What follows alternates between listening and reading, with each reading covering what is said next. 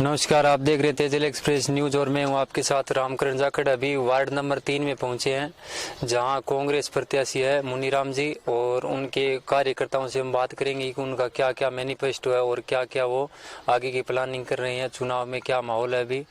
नमस्कार जी। नमस्कार सर। तो आपका जो चुनाव प्रचार कैंपेनिंग चल रहा है वो किस आधार पर चल रहा है?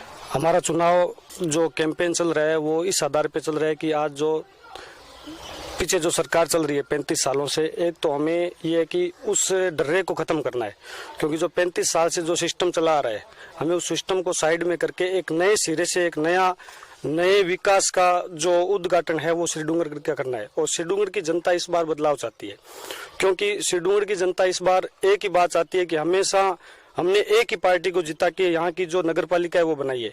तो इस बार हमारा एक ही मानना है यहाँ की जनता का, और कि हम इस बार एक नए सिरे से एक बार नगर पालिका बना के उस विश्वास को कायम रखें।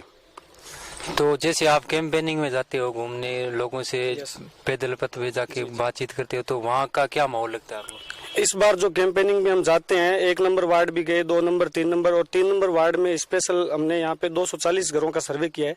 तो उसमें हमें एक ही बात का पता चला कि इस बार हर घर से बदलाव की एक जो मुहिम है ना वो छिड़ चुकी है।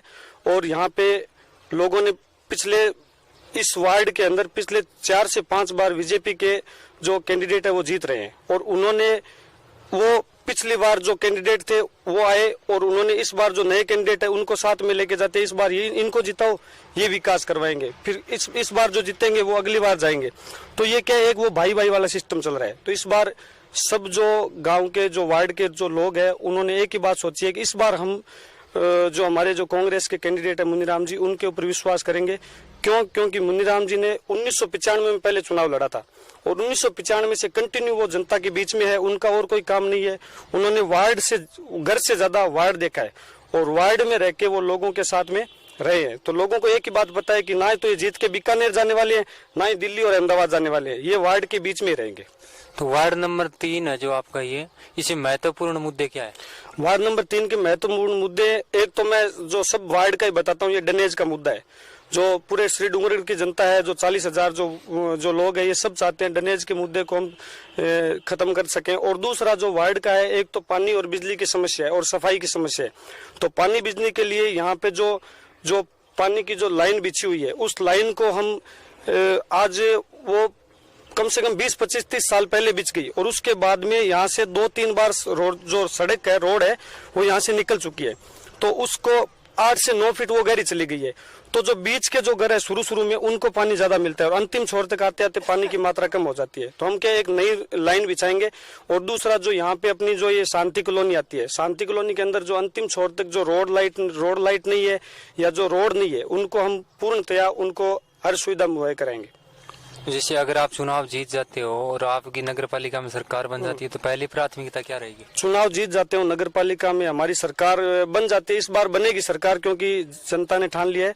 तो पहली प्राथमिकता एक ही है कि हम यहाँ पे जो रोड लाइट है और जो कचरे की जो व्यवस्था जो सही नहीं हो रही है, और दूसरा क्या ड्रेनेज की व्यवस्था को हम पूर्णतः, क्योंकि डूंगरगढ़ है वो एक कटोरी के आकार का है, उसमें जो आज देखा जाता है व्यवस्था जो ये सफाई की है, सफाई की व्यवस्था को हम पूर्णतया सही करेंगे। और दूसरा जो वार्ड के एक जो लोग हैं, हम उनके घर पे जाके उनकी जो बेसिक समस्या है ना उनको हल करेंगे। और दूसरा यहाँ पे जैसे आज मान लो कोई पशु है, कोई किसी के घर के आगे कहीं कोई मर जाता है, तो उसकी एक कोई व्यवस्था है, उसको हम सही करवाएंगे। क्योंकि आज तक नगर पालिका में होता है कि पशु को हम जैसे मरे हुए पशु की बात करते हैं तो कोई 200 रुपए, कोई 500 रुपए ऐसी बात होती है, ऐसे मेरे को सुनने में है। तो हम उस सिस्टम को भी यहाँ पे सुधार करेंगे।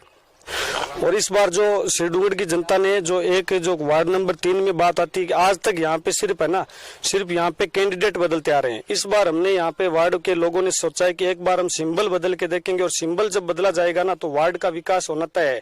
क्योंकि सिंबल बदलने से पता चलता है कि उस पार्टी के अंदर कितनी ताकत है और उस कैंडिडेट के अंदर कितनी ताकत है। क्योंकि यहाँ पे सिर्फ आज तक क्या है कि सिर्फ चेहरे बदल रहे हैं एक ही पार्टी के। तो इस बार हमने ये पुरजोर से ये जो कड़ी मेहनत जो कर रहे हैं, उसमें एक ही बात है कि हमने इस बार कैंडिडेट नहीं, सिंबल भी साथ साथ में बदल रहे हैं, जो एक नई पार्टी का उजागर होगा। और ऊपर राज्य सरकार किसकी चल रही है वो सबको पता है, और राज्य सरकार के पास बहुत सारा होता है, सब चीज व्यवस्था होती है, लेकिन वो व्यवस्था गांव तक गली तक अंतिम छोर तक क्यों नहीं पहुंच पाती है, क्योंकि ऊपर सरकार अलग होती है और नीचे वार्ड का जो पार्षद है वो अलग होता है। तो इसलिए हमने एक ही बात सोची कि ऊपर जिसकी सरकार है उसी के हिसाब से हम पार्षद बनाएंगे और अंतिम छोर तक उस विकास को लेके जाएंगे। तो मुनीराम जी, आपने क्या सोचकर नगर पालिका चुनाव में उतरने का फैसला किया? हमारा सबसे बड़ा ये सोच है कि अच्छा काम हो, विकास अच्छा हो, पानी बिजली की समस्या हल हो, सफाई हो, पर्यावरण का सुधार हो और भाईचारा सबका बना रहे।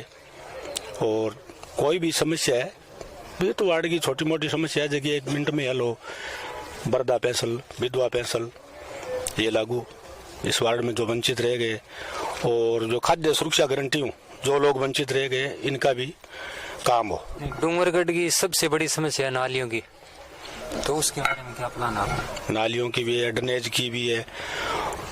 तो हमारा सोच है कि हमें जनता मौका देगी तो हम नालियों की, ड्रेनेज की सारी समस्या का समाधान करने की कोशिश करेंगे, अच्छा काम करके बताएंगे। तो अभी आप कैंपेनिंग में जा रहे हो, तो जनता आपको क्या रिस्पॉन्स दे रही है? जनता का बड़ा समर्थन मिल रहा है, युवाओं का, महिलाओं का, नौजवानों का, बुजुर्गों का आशीर्वाद, हर घर घर हमारा समर्थन हो रहा है और जनता परिवर्तन की और रुझान है। वार्ड का कई सालों से वहाँ उनका कब्जा है, अब जनता परिवर्तन वार्ड में भी करनी चाहती है, पूरे कस्बे में, शहर में भी करना चाहती है। जो पूर्व यहाँ का वार्ड पार्षद था, उन्होंने क्या कुछ किया है वार्ड के अंदर?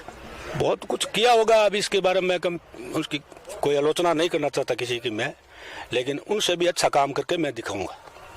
मेरा यही आश्वास भरोसा है और वादा है कि मैं 5 साल अगर जनता ने मौका दिया तो अच्छा काम करके, सेवा करके दिखा दूंगा।